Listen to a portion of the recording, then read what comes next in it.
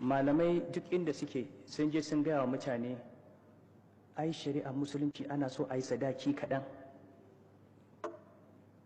sadaki naira 10,000 ne, kada a tsawwala a bada sadaki na naira 10,000. kullum abin da ake faɗa kenan wa'azi, wakila kuma ni ana gaya muku sadaki idan yayi yawa bid'a ne, ba kada a sa da yawa. Ba sabuwar magana ba ce. Sayyidina Umar bin Khattab ya duba ya ga cewa sadaki ya yi tsada, mutane suna bada sadaki da yawa, ya ce shi sahabban manzon Allah sai ba su bada sadakin da ya wuce kaza ba, saboda haka ya hau munbari ya ce daga yau kada sadakin da ya wuce kaza, ina san ya ce ko dinari 120 ne. Ya fito mace ta tare shi ta ce amirul mu'minin yanzu kai zaka hana mu abin da Allah ya bamu, gashi Allah ya ce wa ataitum ihdahunna qintaran fala ta'khudhu minhu shay'a, ya ambaci sadakin nan da dukiya mai yawa ka zo kai mana. Ya koma ya ce ga mace nan ta yi jaya da Umar, ta fi Umar gaskiya, na dawo kan magana ta. Yanzu a ce maka sadaki kada ya wuce sefa kaza, ka aurar da yarka an baka jaka 10,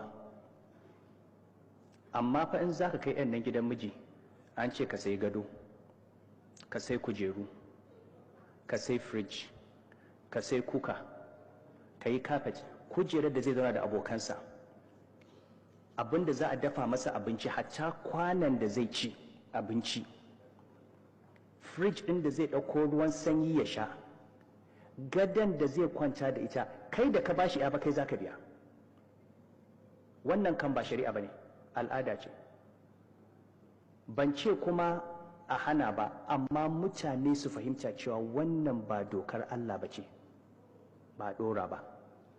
Wannan sadakin da shi ake yin kayan aure. Kuma malaman nan dukkan kana da tufa.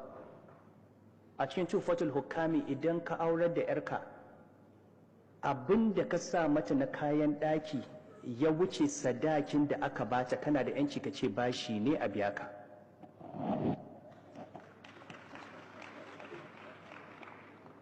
Ga malaman nan yana cikin tufa, amma fa mata ba san wannan karatun ba, iyayen mata ba san wannan karatun ba.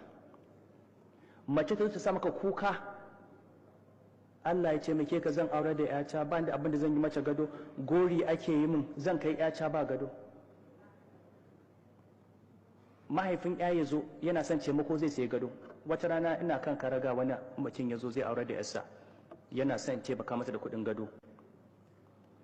Na ce nawa ne gadon nan da zaka saya nawa ne? Ya ce 100,000. Na ce shi kenan muke na 100,000? Ya ce, na ce ka je ka ce wa wanda yake son auren yarka sadakin yata naira 100,000. Shi ne shari'a.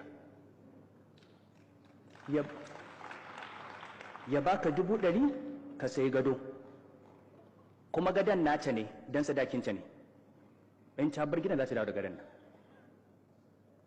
Sai ya ce ai ba shi da hali. Na ce nawa zai bayar? Ya ce 20,000. Na ce ka sai mata katifa da bargo.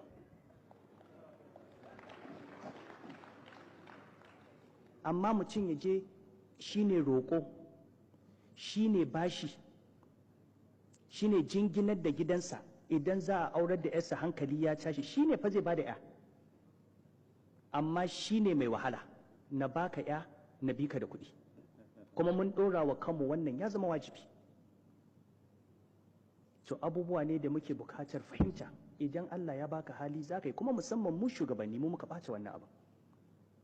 Za ka auri 'yar gwamna ko 'yar sarki ko 'yar minista, an yi gadaje an yi kaza, to wannan san ransu ne za su iya, amma kada mu ɗora wa al'umma. Allah bai ɗora musu ba. Wanda yake son 'yarka, in yana son ya kwanta da ita akan gado ya sayi gadon, idan ba shi da shi su kwanta akan tabarma, in za ta zauna ta zauna.